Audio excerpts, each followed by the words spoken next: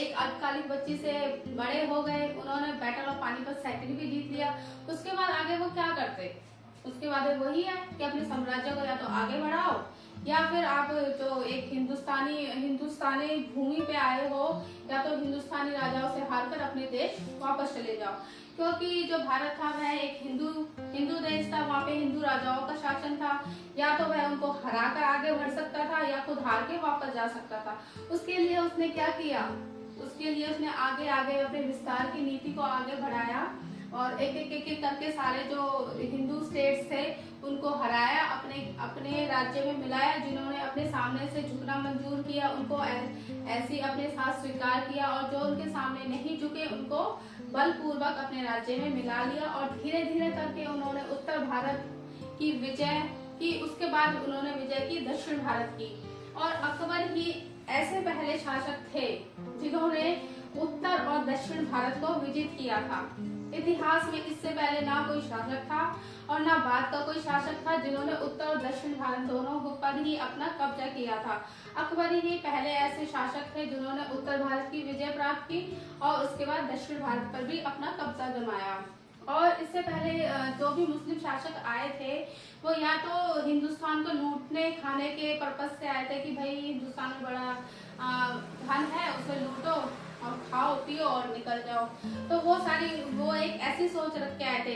इसके अपोजिट अकबर ने एक अलग ही सोच रखी, जिसके बलबूते पे उन्होंने भारत में अपना पूरे भारत पर अपनी विजय प्राप्त की और इतने लंबे टाइम तक उस पर राज्य किया। और उसके बाद एक हेरिटेज के रूप में अपने उत्तराधिकारियों को भी कई वर्षों तक भारत पर टिके रहने का पूरा इंतजाम भी कर गए। तो देख लेते हैं अकबर के उत्तर भारत की विजयों में कि जैसा आप देख रहे हैं कि उत्तर भारत में उन्होंने ये स्टेट थे जिन पर विजय प्राप्त की थी। और जब उन्होंने विस्तारवाद की नीति अपनाई तो उनके दो ही लक्ष्य थे। एक तो था उनका साम्राज्यवाद। उन्होंने दूसरे शासकों से हटकर अलग सोचा। उन्होंने वापस ना जाने की बजाय लूट अपना धन प्राप्त करने की ना बजाय उन्होंने भारत में रहकर ही विजय की सोची, सारे राज्यों को अपने अंडर लेने की सोची। दूसरा, दक्षिण भारत की तरफ उन्होंने रुख तब किया जब पुर्तगाली दक्षिण भारत में रहकर भारत को लूट रहे थे, उसकी धन संपदा का दोहन कर रहे थे। इन दो पर्पस को देखते हुए अकबर ने ये अपने साम्राज्य के विस्तार की नीति को अपनाया। तो सबसे पहले उन्होंने मालवा, अजमेर, गोंडवाना, चित्तौड़, रणथंभौर, मारवाड़, बीकानेर, जैसलमेर, गुजरात, बिहार, बंगाल और मेवाड़। यहाँ पे हम बात करेंगे अलग से मेवाड़ की।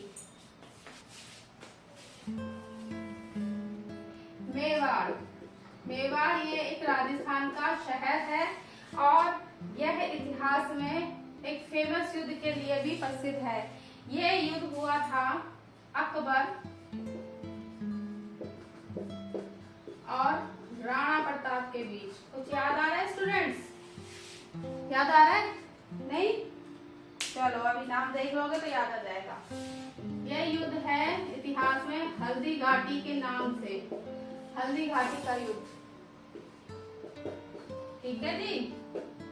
और ये हुआ था 1575 ईस्वी में। ये पता है ये जगहों के नाम है जहाँ पे युद्ध होते हैं ना, जैसे कि अब जैसे पानीपत का युद्ध ऐसे क्यों नाम पड़ा भाई? हरियाणा में एक प्लेस था पानीपत, वहाँ पे दोनों सेनाओं में युद्ध हुआ था तो उसका नाम रख दिया पानीपत। ऐसी मेवाड़ में जगह होगी हल्दी घाटी राजस्थान की, तो वहाँ पे उसका युद्ध का नाम भी रख दिया हल्दी घाटी का युद्ध। ये हुआ था 1575 में, हुआ था अकबर और राणा प्रताप के बीच। राणा प्रताप एक हिंदू शासक थे और अकबर के टाइम में यही इतने वीर बल पुरुष थे, इतने स्ट्रॉन्ग शासक थे कि अकबर को हराकर यही हिंदुस्तान में एक हिंदुस्तानी साम्राज्य स्थापित कर सकते थे। एक इन्हीं के अंदर वो पूरा बल था कि एक जो मुस्लिम एक साम्राज्य स्थित होने वाला था उसको उखाड़ फेंकने की बस इन्हीं के अंदर क्षमता थी।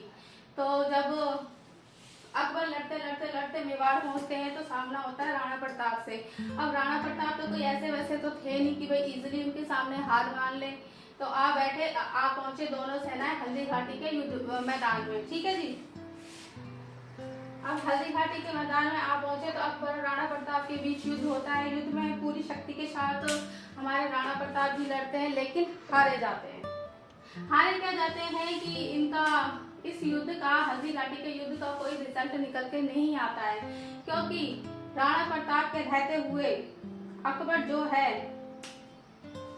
अकबर राणा प्रताप के जिंदा रहते हुए और मरने के बावजूद भी कभी भी मेवाड़ पर अपना अधिकार नहीं कर पाए थे। तो इस युद्ध का कोई भी रिजल्ट नहीं रहा था। जब राणा और अकबर के बीच में हल्दी घाटी का युद्ध होता है, तब भी लड़ाई में ना तो कोई हारता है ना जीतता है। जब राणा प्रताप की मृत्यु हो जाती है तो उनका बेटा होता है अमर सिंह। ठीक है स्टूडेंट। तो ये अपने बेटे अमर सिंह को वो दावोदारी दे जाते हैं। वह अपना उनसे वचन देकर जाते हैं कि बेटा कि मेरे बाद जो ये मुगल्स हैं, इनका हमारी धरती मेवाड़ पर कभी भी कब्जा नहीं होना चाहिए। और अपने पिता का वचन निभाते हुए अपने जीते जी अमर सिंह भी मेवाड़ पर मुगल्स का कभी भी जीत हासिल नहीं होने देता है। तो हल्दी घाटी का युद्ध एक ऐसा युद्ध था कि जो अकबर जीते जी भी नहीं जीत सका और महाराणा प्रताप मरते हुए भी नहीं हारा। ठीक है जी। तो हल्दी घाटी का मेवाड़ युद्ध का आपको पता चल गया। मेवाड़ का जो शासक थे वो राणा प्रताप और युद्ध हुआ था हल्दी घाटी का। और दक्षिण भारत की विजय में देखते हैं। दक्षिण भारत की विजय में अकबर ने खानदेश, अहमदनगर और असीरगढ़ इन पर विजय प्राप्त की थी। और जो असीरगढ़ की विजय है ये अकबर की आखिरी विजय थी। अगर पूछे कि सबसे आखिरी जो जीत थी या विजय थी वो कौन सी थी, तो असीरगढ़ की। तो यहाँ पर हम अकबर के जो साम्राज्य विस्तार के बारे में पूरा हमारा कंप्लीट हो गया है। इसके बाद अकबर की मृत्यु हो जाती है। मृत्यु होती है अकबर की पेचिश के कारण 15 अक्टूबर 1605 ईस्वी में। 1605 ईस्वी में हो जाती है अकबर की मृत्यु। और इनका मकबरा, अकबर का मकबरा होता है सिकंदराबाद में। सिकंदराबाद में इनको दफनाया जाता है। और एक लंबे टाइम पीरियड का अनुभव करते हुए अकबर जी दुनिया को अलविदा कह देते हैं। इसी दौरान जो अकबर का समय है इसमें उनके बेटे होते हैं सलीम। तो अपने काल के दौरान जो अकबर हैं अपने बेटे सलीम का विद्रोह भी सहन करते हैं, क्योंकि मुगल्स में क्या था कि कोई उत्तराधिकारी नियम नहीं था। दूसरा उनके अंदर एक लालच था, एक लालसा होती थी कि भाई जल्दी से जाए और हमारा नंबर आए, अब हम अपनी गद्दी पे बैठे ऐश करें, आराम करें। कुछ ही शासक थे जिन्होंने, एक बाबर थे जिन्होंने अपने दम पर कि भाई अच्छे से जीत हासिल करनी है, लेकिन उनका टाइम पीरियड शॉर्ट था। वो जल्दी मृत्यु को हो जाते हैं प्राप्त, तो उन्हें ज़्यादा टाइम मिलता नहीं है। तो सलीम भी अब सलीम का टाइम आता है। सलीम सोचता है कि भाई अब अकबर का समय बहुत लंबा था, अकबर ने काफ़ी लंबे टाइम तक शासन किया था। तो सलीम यही सोचता है कि भाई कब मेरा बाप रिटायर हो और कब मेरा नंबर लगे। तो इस चक्कर में कि जब अकबर बिल्कुल चुस्त दुरुस्त व्यक्ति, ऊपर से शासन भी बहुत अच्छे से संभाल रहे हैं और शक्तिशाली शासक हैं, तो गद्दी खाली नहीं हो रही। उसी फ्रस्ट्रेशन में आकर सलीम ने कई बार विद्रोह किया था और अकबर को उससे बड़ा ही दुख प्राप्त हुआ था। तो सलीम के विद्रोह के बारे में भी आपको अकबर के टाइम में पढ़ने को मिलेगा। तो स्टूडेंट्स अब बात करते हैं अकबर के धार्मिक व सुधार कार्यों के बारे में। धार्मिक कार्यों में सबसे पहले देखा जाए तो इबादत खाने की स्थापना। अकबर ने इसकी स्थापना 1578 ईस्वी में फतेहपुर सीकरी में की थी।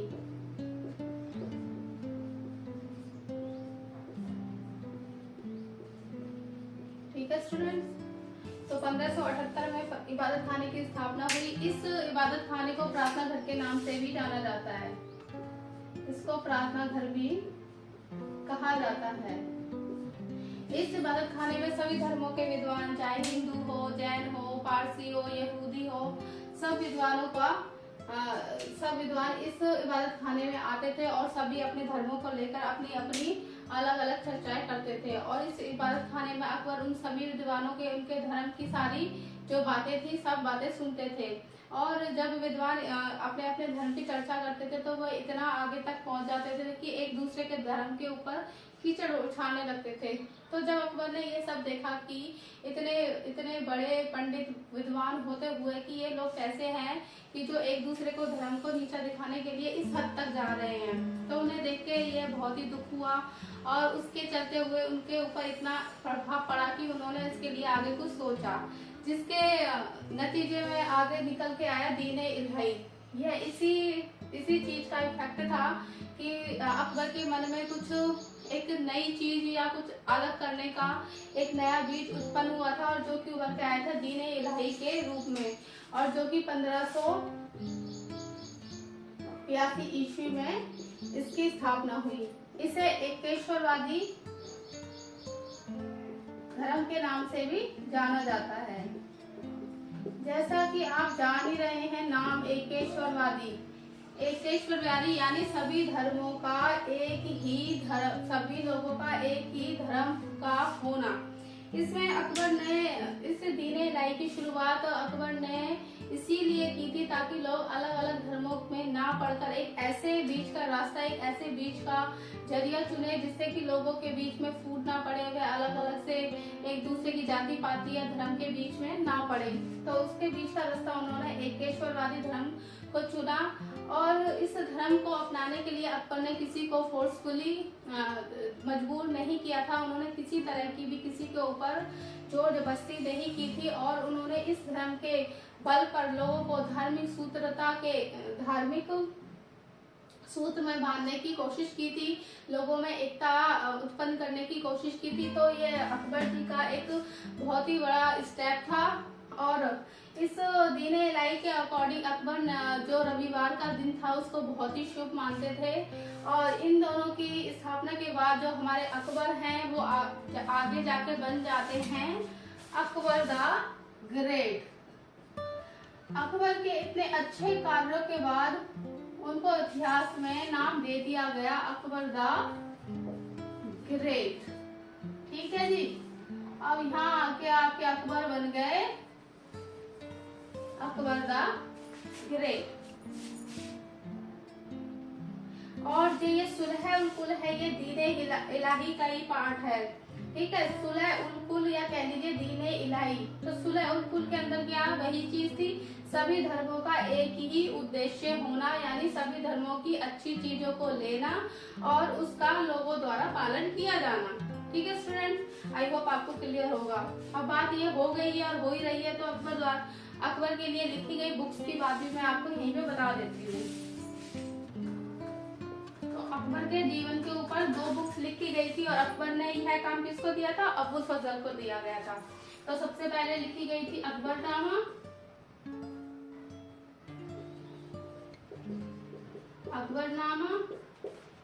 और दूसरी लिखी गई थी आईने अकबरी। और किसके द्वारा लिखी गई थी, आईने अकबरी, और ये लिखी गई थी अबुल फजल के द्वारा।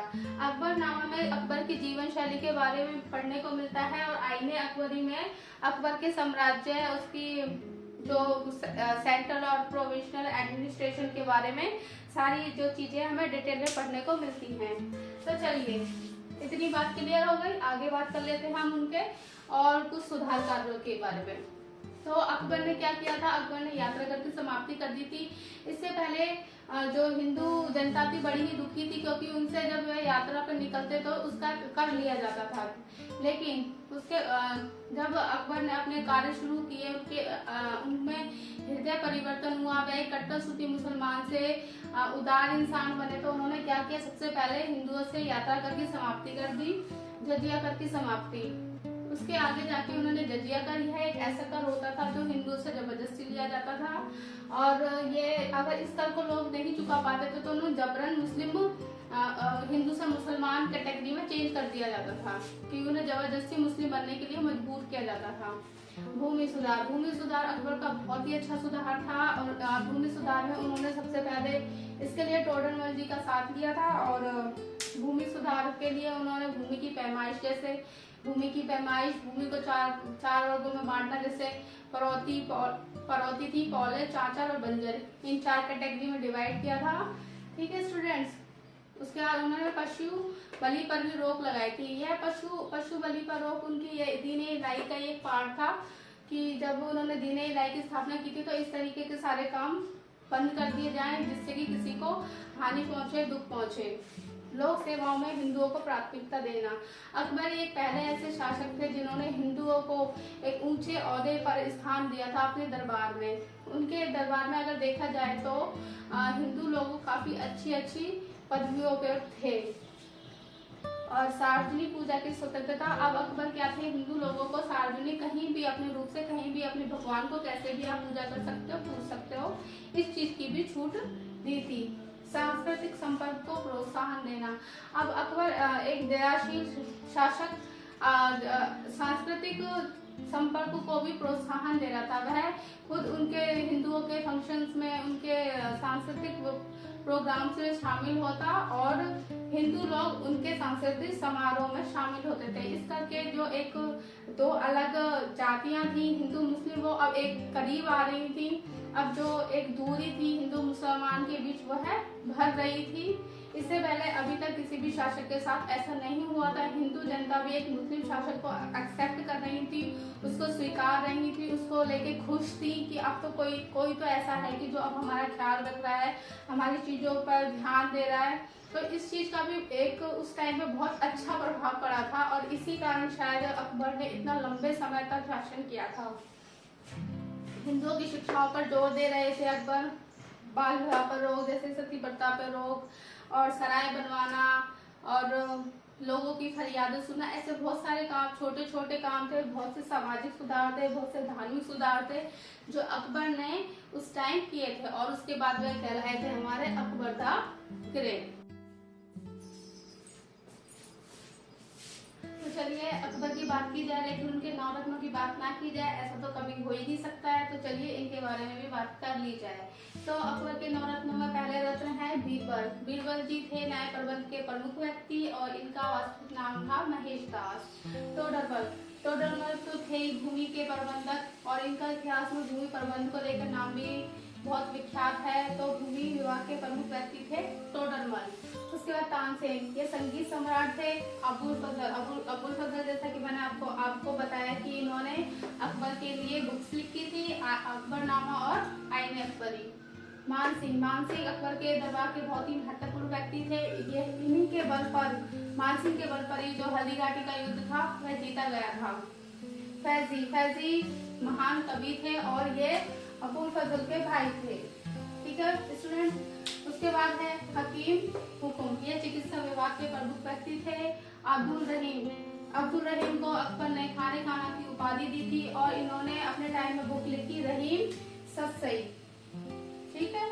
मुल्ला दो प्याजा, और ये गृह मंत्री के रूप में अकबर के दरबार में कार्य करते थे। साथ ही साथ हम अकबर के कला प्रेम के बारे में भी जान लेते हैं। जो ये मुगल शासक थे कला के बहुत ही प्रेमी थे। अकबर भी ऐसे व्यक्ति थे, उन्हें भी कला से बहुत प्यार था। वह कंस्ट्रक्शन के अलावा संगीत और भी चित्रकारी, इन कलाओं में भी बड़ा ही प्रेम रखते थे और इस कारण ही उन्होंने इन सारे रत्नों को अपने दरबार में जगह दे रखी थी। तो उन्होंने अपने टाइम में जोधा भाई का महल जो कि फतेहपुर सीकरी में बनवाया, बीरबल का भवन वह भी फतेहपुर सीकरी में है, जामा मस्जिद का निर्माण करवाया, बुलंद दरवाजा और दीवाने आम, दीवाने खास जैसी भी बहुत सी चीजों का निर्माण करवाया था।